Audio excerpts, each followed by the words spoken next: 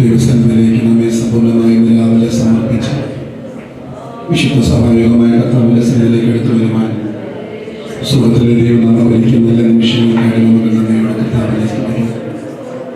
എന്മനമേ യഹോവയെ വാഴ്ത്തുക, എൻ്റെ സർവാന്തരംഗമേ അവൻ്റെ വിശുദ്ധ നാമത്തെ വാഴ്ത്തുക.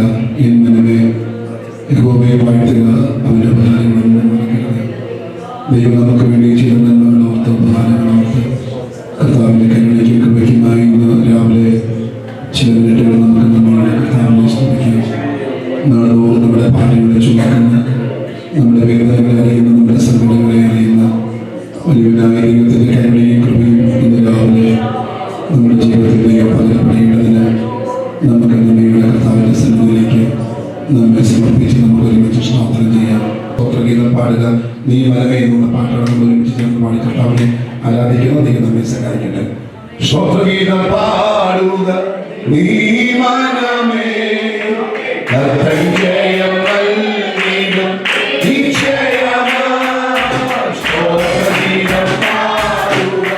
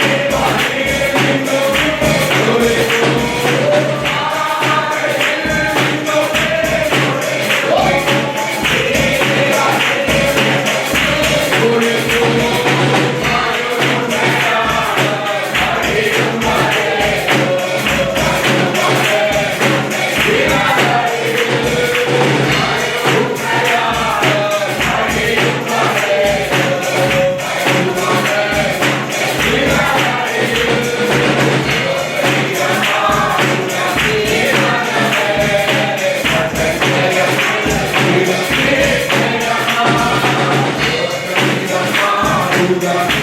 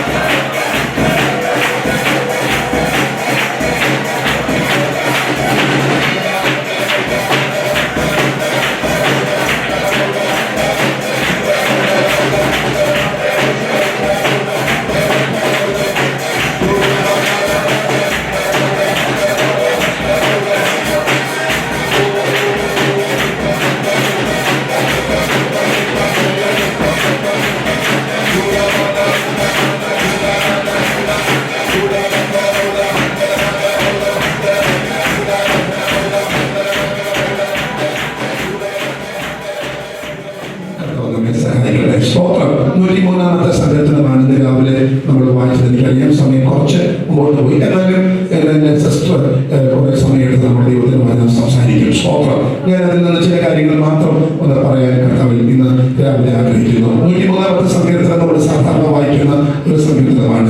ദൈവത്തിന്റെ യഹോവയുടെ കരുണയ്ക്കായി സ്തോത്രം ചെയ്യുന്ന ഒരു സങ്കീർത്തനമാണ് ദാവീദിന്റെ സങ്കീർത്തനം. അതിന് പറയുന്ന സ്റ്റേറ്റ്മെന്റ്, എൻ മനമേ യഹോവയെ വാഴ്ത്തുക, എന്റെ സർവ്വാന്തരംഗമേ അവന്റെ വിശുദ്ധ നാമത്തെ വാഴ്ത്തുക. എൻ മനമേ യഹോവയെ വാഴ്ത്തുക, അവന്റെ ഉപകാരങ്ങളൊന്നും. മറവി എന്ന് പറയുന്നത്, മറവിക്ക് രണ്ട് പ്രത്യേകതകളുണ്ട്. ഒന്ന്, ചില മറവികൾ നമുക്ക് ഗുണം ചെയ്യും, ചില മറവികൾ നമുക്ക് എന്തുണ്ടാകും, ദോഷമുണ്ടാകും. മറവി എന്ന് പറയുന്നത് ദൈവം മനുഷ്യർക്ക് നൽകിയിരിക്കുന്ന വലിയൊരു വരദാനമാണ്, ഒരു ബ്ലെസ്സിംഗ് ആണ് മറവി. എന്നാൽ മറക്കേണ്ടത് മറക്കുകയും ഓർക്കേണ്ടത് ഓർക്കുകയും ചെയ്യണം. അതാണ് മറക്കേണ്ട കാര്യങ്ങൾ പലതും ഉണ്ട്, അത് പൂർണ്ണമായിട്ട് എന്ത് ചെയ്യുക, മറക്കുകയും. അപ്പോൾ തന്നെ ഓർക്കേണ്ട കാര്യങ്ങൾ നമ്മൾ എന്ത് ചെയ്യണം, ഓർക്കുകയും ചെയ്യണം. ഇതാണ് മറവി എന്ന വിഷയത്തിൽ നമ്മൾ മനസ്സിലാക്കേണ്ട പ്രധാനപ്പെട്ട കാര്യം. ഇവിടെ സങ്കീർത്തനക്കാരൻ പറയുന്നത്, എൻ മനമേ യഹോവയെ വാഴ്ത്തുക, എന്റെ സർവ്വ അന്തരംഗമേ അവന്റെ വിശുദ്ധ നാമത്തെ വാഴ്ത്തുക. എൻ മനമേ യഹോവയെ വാഴ്ത്തുക, അവന്റെ ഉപകാരമൊന്നും എന്ത് ചെയ്തത്, ജീവിതത്തിൽ ഒരിക്കൽ പോലും ദൈവം ചെയ്ത നന്മകൾ എന്ത് ചെയ്തത്, ദൈവം ചെയ്ത ഉപകാരങ്ങൾ ജീവിതത്തിൽ ഒരിക്കലും എന്ത് ചെയ്തത്, മറക്കാൻ പാടില്ല. നമ്മൾ തകരാതിരിക്കുന്നത് ആരുടെ കൃപയാണ്, ദൈവത്തിന്റെ കൃപയാണ്, അല്ലേ? സ്തോത്രം. വിലാപങ്ങളുടെ പുസ്തകത്തിൽ പറയുന്നത്, നാം മുടിഞ്ഞു പോകാതിരിക്കുന്നത് ദൈവത്തിന്റെ കൃപയാണുള്ളതാണ്. സ്തോത്രം. ഇന്ന് രാവിലെ നമ്മെ ജയകരമായും ജയോത്സവമായും നടത്തിക്കൊണ്ടു വരുന്ന ദൈവത്തിന്റെ കൃപകൾ ഓർത്ത് ഇന്ന് രാവിലെ നന്ദിയോടെ സ്തോത്രം ചെയ്യാൻ അകത്ത് നിയോഗപ്പെടുന്ന യോഗത്തിൽ കർത്താവിനെ ചോദിക്കുകയാണ്. ഒരിക്കൽ കൂടി ഒരു ഹല്ലേലൂയ പറയണമേ. ഇസ്രായേൽ മക്കളെ കുറിച്ച് ദൈവത്തിന് പറയാനുള്ള ഏറ്റവും വലിയ കംപ്ലൈന്റ്, അവർ രക്ഷിതാവിനെ എന്ത് ചെയ്തു, മറന്നു. ഒരു വാക്യം വായിച്ചേ, 106-ാം സങ്കീർത്തനത്തിന്റെ 22-ാമത്തെ വാക്യം.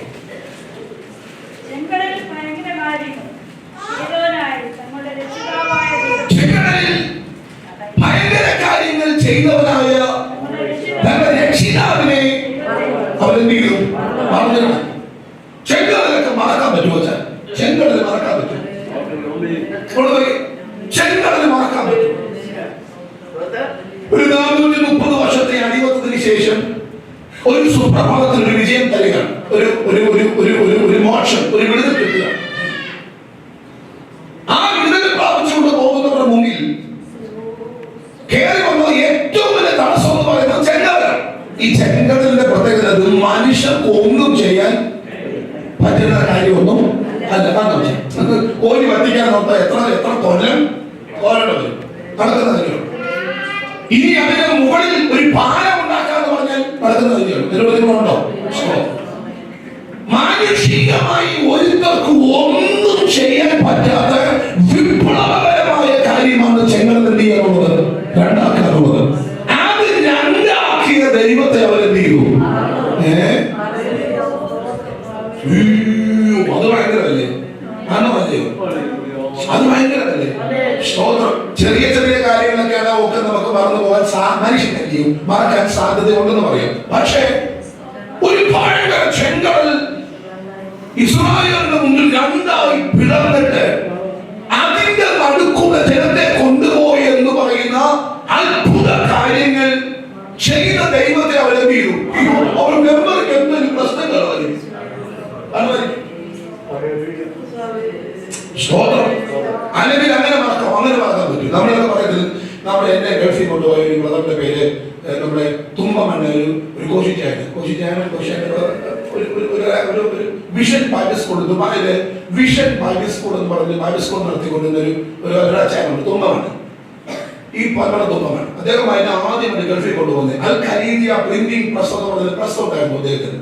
അദ്ദേഹം ഒരിക്കലും ഞാൻ ഈ തുമ്പമണ്ണ ഷാരോണിച്ചെന്ന് പ്രസംഗം പ്രസംഗിച്ചു. പുള്ളിക്ക് എന്റെ പ്രസംഗം എന്ത് ചെയ്തു, ഇഷ്ടപ്പെട്ടു. എന്നോട് ചോദിച്ചു, ഗൾഫിൽ വന്നിട്ടുണ്ടോ? ഞാൻ പറഞ്ഞു, ഗൾഫിൽ വന്നിട്ടില്ല.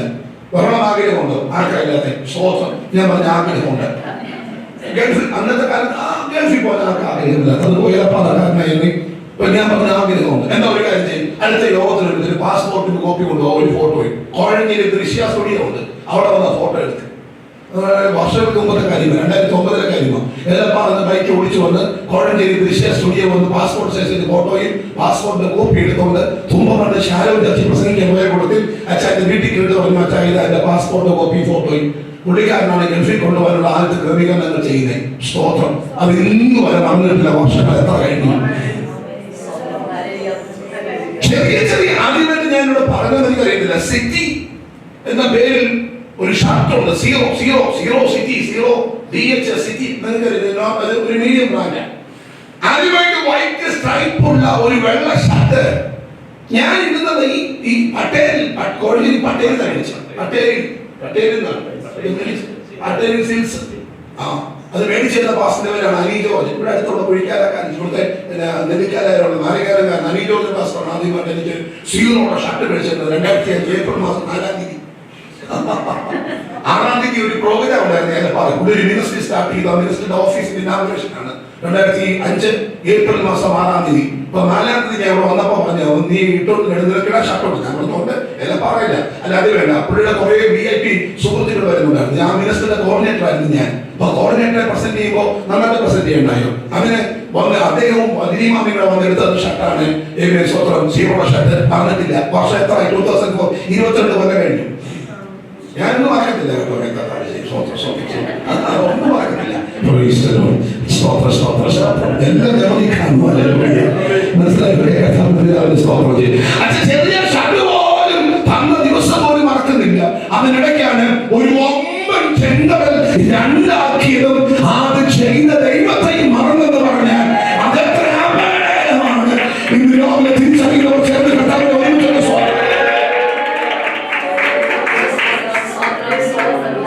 ദൈവം ചെയ്ത ഉപകാരങ്ങൾക്ക് നന്ദി പറയാനും അത് ഓർത്ത് സ്തോത്രം ചെയ്യാനും മനസ്സ് അനുവദിക്കുന്നെങ്കിൽ അതാണ് ഏറ്റവും വലിയ അനുഗ്രഹം. ഞാൻ എപ്പോഴും പറയട്ടെ പ്രിയരെ, നന്ദി നിറഞ്ഞൊരു ഹൃദയം ഉണ്ടാകണമെങ്കിൽ കിട്ടാത്തതിനെ ഓർത്ത് വിഷമിക്കരുത്. നമ്മുടെ ഏറ്റവും വലിയ പ്രശ്നം കമ്പാരിസൺ. നമ്മുടെ ഏറ്റവും വലിയ അപകടം എന്ന് പറയുന്നത് താരതമ്യമാണ്. നമ്മുടെ ഏറ്റവും വലിയ അപകടമാണ് താരതമ്യം. ഞാൻ ഓസ്ട്രേലിയ വന്ന സമയത്ത് മെൽബണിൽ ഒരു വീട്ടിൽ താമസിച്ചു. സത്യം പറഞ്ഞാല് $10 ലക്ഷം അമേരിക്കൻ ഓസ്ട്രേലിയൻ ഡോളർ $10 ലക്ഷം ഒരു വീടാണ് അവരെടുത്ത് ദുബായിൽ പോയത്. ഒരു 5 ലക്ഷം എനിക്കൊന്ന് ഒരു $5 ലക്ഷം വീടൊക്കെ നല്ല വീടല്ലേ, 5 lakh അല്ലേ? 10 ലക്ഷം രൂപ ഞാൻ മനസ്സിലാക്കിയതാകുന്ന തോന്നുന്നു 1 million or 2 million എമൗണ്ട് ഉള്ള ഒരു വമ്പൻ വീട് മേടിച്ചു. ആകെ 4 പേരേ ഉള്ളൂ. ഈ അതിന്റെ ദോഷം എന്ന് പറഞ്ഞാൽ തമ്മി കാണാൻ പറ്റത്തില്ല. ആരെ ഭാര്യയും ഭർത്താവും കാരണം രണ്ടുപേർക്കും തിരക്കാം. സംസാരിച്ച് എനിക്കൊരു കോഫിയൊക്കെ മേടിച്ച ഒരു ഹോട്ടലിലേക്ക് ഒരു കോഫിയൊക്കെ മേടിച്ചപ്പോഴൊക്കെ വെച്ച് ഞാൻ ഇത്രയും വലിയ ആവശ്യം തോന്നും. നമുക്ക് നല്ലതാകട്ടോ, 5-6 പെട്രോൾ ഉള്ളതുകൊണ്ട് മാസമായിട്ട് താമസിക്കാൻ പറ്റും, കുഴപ്പമൊന്നുമില്ല. പക്ഷെ ഞെരുക്കമുണ്ട്. ചോദിച്ചപ്പോഴാണ് മനസ്സിലായ പുള്ളിക്കാരന്റെ ബ്രദർ ഒരാളുണ്ട്. പുള്ളി വന്ന തോട്ട എന്ത് ചെയ്തു ഇതുപോലെ മേടിച്ചു. കാരണമുണ്ട്, പുള്ളി ഗൾഫിൽ കാശുകാരനായിരുന്നു, അവിടെയും പുള്ളിക്ക് കാശുണ്ടായിരുന്നു. അതിലൊട്ടും കുറയ്ക്കാൻ ഒരു മനസ്സ് വന്നില്ല. താരതമ്യമില്ലെങ്കിൽ അതില്ലാതെ വന്നാൽ ലഭ്യമാകുന്നതിൽ സന്തോഷിക്കാൻ പറ്റിയാൽ എപ്പോഴും നന്ദി നിറയപ്പെടുന്ന ഒരു ഹൃദയം നമ്മുടെ അകത്തുണ്ടാകും. ഇതിനാലെ വിശ്വസിക്കുന്നവർക്ക് കർത്താവിനെ ശ്രദ്ധിക്കുന്നു. ചേർന്ന് ഇസ്രായേൽ മക്കളത് മറന്നതാണ് വാക്യം. ഇസ്രായേൽ മക്കളത് മറന്നു. ഇത് 106-ന്റെ 13-ാമത്തെ വാക്യം വായിച്ചു. എങ്കിലും അവർ വേഗത്തിൽ അവന്റെ പ്രവൃത്തികളെ മറന്നു.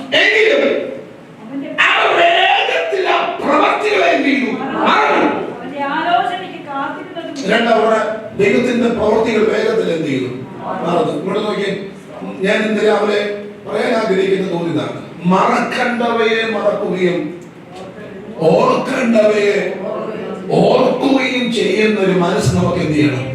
വേണമെന്നോ വേണ്ടെന്നോ? സ്തോത്രം.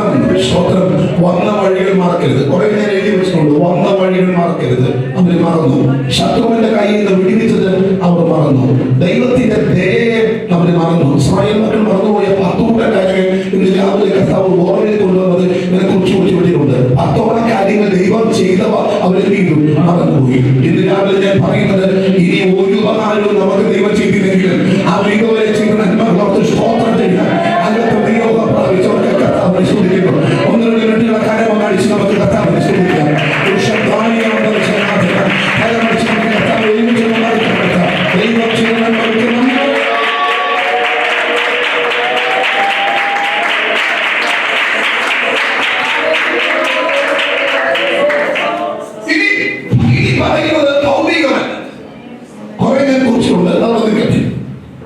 ഇവിടെ പറയുന്നത് ഭൗതികമായ കാര്യമല്ല, അതുക്കും മേലെ എന്ന് പറഞ്ഞാൽ ചെങ്കടൽ രണ്ടാക്കിയതോ യോർദാൻ രണ്ടാക്കിയതോ മാറാ മധുരമാക്കിയൊന്നുമല്ല. അതിന്റെ മേലിൽ കുറച്ച് മക്കളിൽ താഴെ പറയുന്നുണ്ട്. എന്ന് പറയുമ്പോ അവൻ നിന്റെ അകൃത്യമൊക്കെയും സ്തോത്രം സ്തോത്രം. എനിക്ക് തോന്നുന്നു ചെങ്കടൽ രണ്ടാക്കിയതിനേക്കാൾ വലിയ മക്കളാണെന്ത് അകൃത്യം ചെയ്യുന്നത്. ആണോ? പാപം ക്ഷണിച്ചു, അകൃത്യം ഒഴിച്ചു. അതിന്റെ ഏറ്റവും വലിയ കാര്യം സ്തോത്രം. അവൻ നിന്റെ അകൃത്യമൊക്കെയും ഒഴിക്കുന്നു. അടുത്ത വാക്യം, നിന്റെ സകല രോഗത്തെയും അവൻ സൗഖ്യമാക്കുന്നു. Thank you Jesus. Thank you Jesus. ഇന്ന് രാവിലെ ഈ വചനം വിശ്വസിക്കുന്നവർക്ക് കർത്താവിന് സ്തോത്രം ചെയ്യുന്നു. നിന്റെ സകല രോഗത്തെയും അവൻ സൗഖ്യമാക്കുന്നു. നിന്റെ ശരീരത്തിൽ നീ അറിയും നീ അറിയാതെയും ഒളിഞ്ഞും തെളിഞ്ഞും മറഞ്ഞും പോയിരിക്കുന്ന സകല രോഗബന്ധനങ്ങളെയും സൗഖ്യമാക്കാൻ കഴിയുന്ന ഒരു ദൈവത്തിന്റെ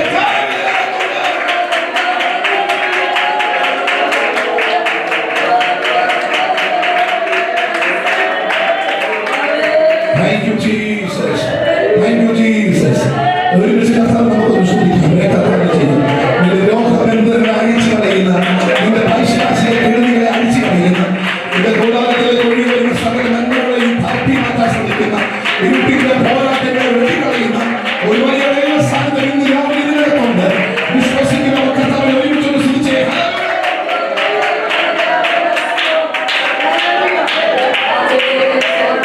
സകല രോഗത്തെ സൗഖ്യമാണ്. അടുത്ത വാക്യം വായിക്കുമ്പോൾ അവൻ നിന്റെ ജീവനെ നാശത്തിൽ നിന്ന് എന്ത് ചെയ്യുന്നു? പിന്നെ ദയയും കരുണയും നിന്നെ എന്ത് ചെയ്യുന്നു? അണിയിക്കുന്നു. നിന്റെ ജീവനെ അവൻ നാശത്തിൽ നിന്നും വീണ്ടെടുക്കുന്നു. അവൻ ദയയും കരുണയും നിന്നെ അണിയിക്കുന്നു. നീ അവന്റെ കരുണയെ പോലെ പുതിയ വരെ തക്കവണ്ണം അവനെ വായിക്കുന്നു. നന്മ കൊണ്ട് സ്തോത്രം സ്തോത്രം. താരോട്ട് ധാരാളം വാക്യങ്ങൾ പറയുന്നുണ്ട്. അതൊന്നും എടുത്തുനിന്ന് രാവിലെ പ്രസംഗിക്കാൻ കർത്താവ് ഞാൻ ആഗ്രഹിക്കുന്നില്ല. അതിനെ പത്താമത്തെ വാക്യം വായിക്കുമ്പോൾ കർത്താവ് നമുക്ക് പഠിച്ചത് ഒരു വാക്യങ്ങൾ പറയുന്നുണ്ട്. അവരുടെ പാപങ്ങൾ കൊത്തവണ്ണം നമ്മുടെ ദൈവത്തിന് ചെയ്യുന്നില്ല. പിന്നെ നമ്മുടെ അകൃത്യങ്ങൾ കൊത്തവണ്ണം നമ്മുടെ എന്ത് ചെയ്യുന്നില്ല? ചെയ്യുന്നില്ല. നമ്മുടെ പാപങ്ങൾ കൊത്തവണ്ണം കർത്താവ് എന്തെങ്കിലും ചെയ്യാൻ തുടങ്ങിയാലും സ്തോത്രം. പാപങ്ങൾ കൊത്തോടെ കർത്താവ് എന്തെങ്കിലും ചെയ്യാൻ തുടങ്ങിയാൽ നമുക്ക് നിൽക്കാൻ പറ്റുമോ? ഒരിക്കലും നിൽക്കാൻ പറ്റത്തില്ല. നമ്മുടെ പാപങ്ങൾ കൊത്തോണ്ട് നമ്മോട് ചെയ്യാത്ത, നമ്മുടെ അകൃത്യങ്ങൾ കൊത്തോണ്ട് പകരം ചെയ്യാത്ത ഒരു നല്ല ദൈവത്തിന്റെ ഉപകാരങ്ങളോർത്ത് ഇന്ന് രാവിലെ നമുക്ക് നന്ദിയോടെ സ്തോത്രം ചെയ്യാം. ഒരുമിച്ചൊന്ന് സ്തോത്രം പറഞ്ഞാണ്. അതുകൊണ്ട് കർത്താവ് നമുക്ക് വേണ്ടി ഉപകാരങ്ങൾ മറന്നു പോകാതെ നന്ദിയോടെ സ്തോത്രം ചെയ്യുവാനും മതപ്പെടുത്തുവാനും ഇനിയുള്ള ദിവസങ്ങൾ സമയങ്ങൾ നമ്മെ സഹായിക്കണമെന്ന് പറഞ്ഞുകൊണ്ട് ഇന്ന് രാവിലത്തെ കുറച്ച് പ്രബോധന വാക്യത്തിൽ നിന്ന് ഞാൻ വിരമിക്കുന്നു. കർത്താവ് നമ്മെ സഹായിക്കും.